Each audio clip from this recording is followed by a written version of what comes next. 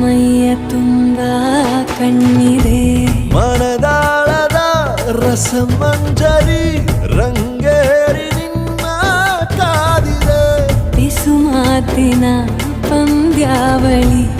ಆಕಾಶವಾಣಿಯಾಗಿದೆ ಸಂಜೆಯ ಕೆನ್ನೆಯ ಮೇಲೆ ಬಂದು ನಾಟಿದೆ ನಾಚಿಕೆ ಮುಳ್ಳು ಮನದ ಮಗು ಹಠ ಮಾಡಿದೆ ಮಾಡುವ ಕೊಂಗ